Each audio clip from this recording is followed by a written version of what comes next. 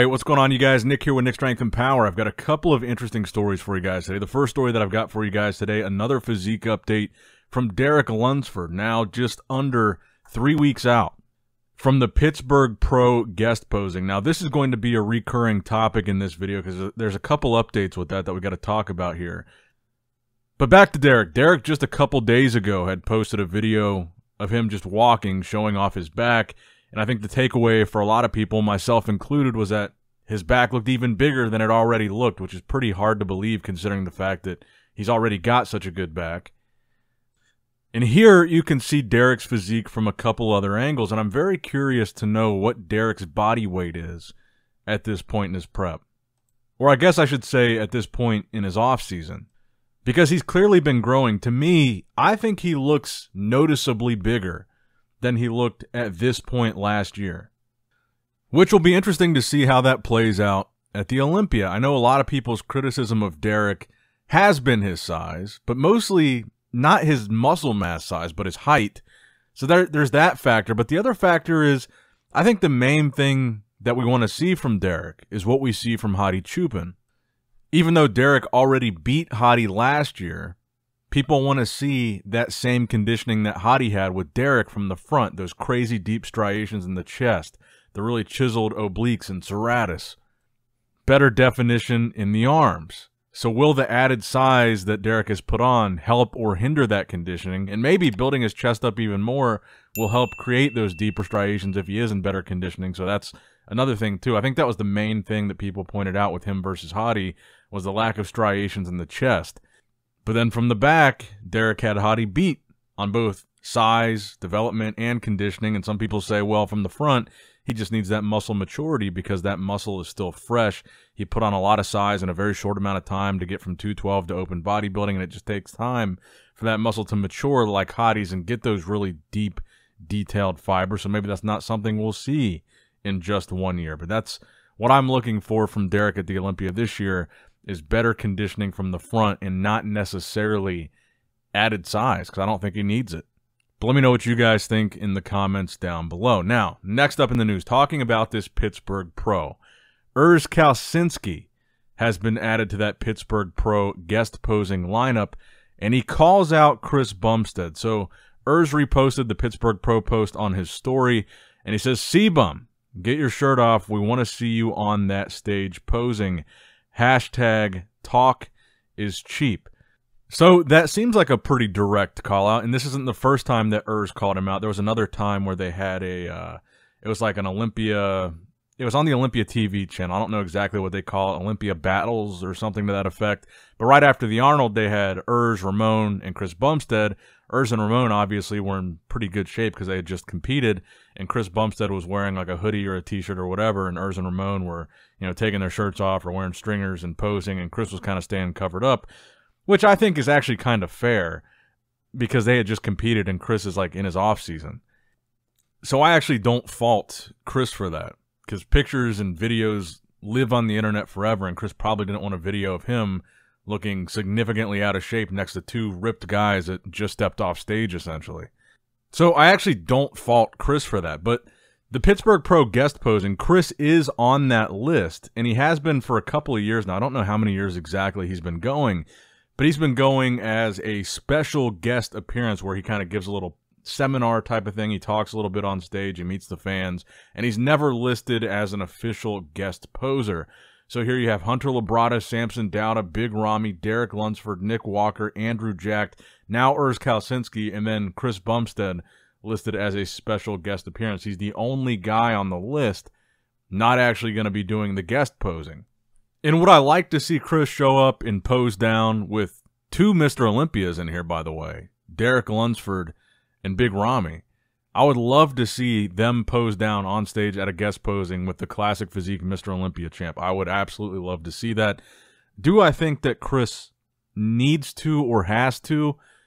Not necessarily. I actually like the fact that Chris says, yes, I'll go, but please don't announce me as a guest poser. Say I'm just doing a special appearance. I don't want to guest pose. I don't want the fans to get their hopes up, so make sure you put that distinction that I'm not going to be posing. I actually respect that. He's showing up, he's meeting the fans, he's giving a little talk, but he specifically says, I'm not posing, even though he knows he's going to get pressured into posing at the thing. Or at least people are going to try to peer pressure him into posing. So I actually respect that he still shows up knowing he's not going to be posing, and probably disappoint some people. But with all that being said, I think this will be a very exciting Pittsburgh Pro. I really want to see what Big Rami's looking like. I really hope he shows up. Again, he's had issues in the past with showing up, or at least not necessarily issues getting there, but issues just with keeping his word. We get a preview of Nick Walker. This, at the time of the Pittsburgh Pro, that will be just 1 week out from the New York Pro. So we'll get to see exactly how he's looking, essentially peak week of the show that he's doing for his big comeback, trying to requalify for the Olympia. You've got Samson, Hunter. We haven't seen Andrew Jacked in a while, so that'll be good too. We've been seeing a little bit more of Derek on Instagram lately. I'm interested to see if this added size, how it looks next to Rami, Samson, Nick. So that's another thing I'm interested to see. And Urs Calls Out CBum, I'm excited to see him back on stage as well. But let me know what you guys think in the comments below. Do you want to see Chris pose down at the Pittsburgh Pro? Maybe he'll read these comments and change his mind, because I know what the comments are going to be. It's going to be overwhelmingly yes. But make sure you voice that in the comments below, because Chris does watch. Now, next up in the news, the latest physique update from Rafael Brandao. As he begins his preparations for the 2024 Mr. Olympia, now that he's qualified, he's going straight into that show with no distractions. And I'll say this about Rafael.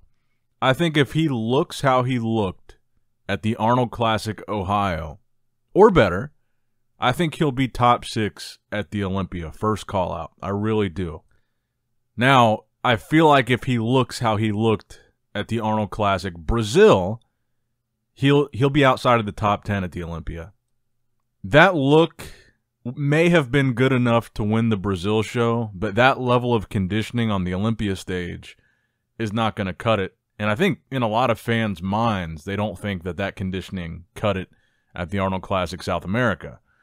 But if he has Arnold Classic Ohio conditioning, or better, I think he'll be in the top 6. From a size standpoint, he looks significantly bigger. I would say he's probably one of the most improved bodybuilders of the last couple of years. I think he's really done a good job of fixing that criticism that so many people have had of him, that he's just not big enough. Because he was so aesthetic, he had a nice, pleasing physique, but people would say, you know, people even said he should go to classic physique. But look at him now. I mean, he looks incredible. Size-wise, he's got it.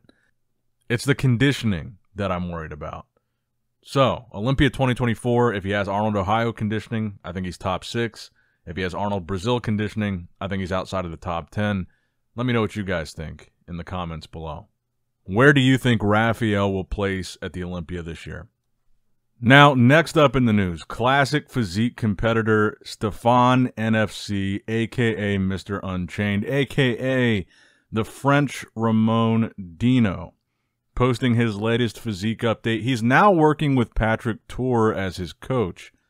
And I already made a YouTube short video about this, but I wanted to say in this video, now that he's fuller and now that he looks like he's put on a little bit of size, I can really see the similarities between his physique and Ramon Dino's. I can see a lot more now why people made that comparison. He does have a very similar structure. I think especially if you look at like his arms and his chest, I can really see it. And his legs, if anything, look a little bit bigger than Ramon's. Now, Stefan last year was qualified for the Olympia. He did win a show. He got to the Olympia, or he got qualified, but he wasn't able to actually compete because he had a last-minute family emergency. So hopefully we're about to see him compete probably sometime soon. I mean, he's got deep striations in his chest and shoulders, deep cuts in his legs. He looks like he's in pretty good shape. He hasn't announced what show he's doing. However, I think he looks really impressive here, and I think the time that he took off has really done his physique well. And like I said, in this video, he looks a lot fuller, especially than he looked on stage the first time and when he qualified, the times that he competed. He looks really good here. But hopefully that translates to the stage, because like I said, when we did see him compete last year, I felt like he had a little bit of a flatter look on stage. And in this video, he looks crazy full, and he looks like he's got a pump too. But you know who he kind of reminds me of? Not really physique-wise, just in terms of the hype that he's getting, is Steve Lorius. Steve Lorius was a guy that got a ton of hype for his posing videos on social media and then just kind of disappeared. And it really actually makes me wonder what Steve is up to now. But hopefully Stefan is different in the sense that he can actually realize some of the potential and the hype that he's getting on social media, because he's got a great physique, man. And his posing is phenomenal. And what more could you ask for in classic physique? But let me know what you guys think in the comments down below. Now, the final story that I've got for you guys today, the latest physique update from Michal Krizo. He still has not formally announced the next show that he's doing, but I still believe it's going to be that M-Pro Classic in June in Spain. And of course, he's looking absolutely monstrous here in this posing video. That's kind of his calling card. And I kind of wonder where he's going to land in the Olympia this year. He was 7th last year, and he was just outside of the top 10 his first Olympia, so he improved quite a bit between those two. Can he improve quite a bit for this one? I don't know. I have a feeling the top 6 this year is going to be very competitive. I think it's going to be a different top 6 than last year, that I believe for sure. But I wonder if that top 6 being different this year, if a lot of it is because of new guys coming in and doing really well, will that push Krizo back, or will he be able to move up amongst those newer guys? Let me know what you guys think in the comments down below, but that's going to wrap it up for the video today, guys. I hope you did, in fact, enjoy it. Make sure you like the video, subscribe to the channel, click that bell notification icon, and as always, I love you guys, appreciate you guys. Nick Strength and Power, signing out. All right, guys, don't forget to click that like button and subscribe to this channel if you enjoy the content. Also, check out my Instagram at NICKS&P. My Facebook page, which is simply Nick Strength and Power. My secondary YouTube channel, Nick Strength and Vlogs, for vlogs and bonus content that you will not see on this channel. And consider subscribing to my third YouTube channel, Nick Strength and Pokemon, which is all things Pokemon and trading card games, completely unrelated to this channel. So if you're into that, give that one a look. And all links to merchandise and social media will be in the description box below. If you guys want a Nick Strength and Power t-shirt, that will be in the Shopify link below. Have a great day.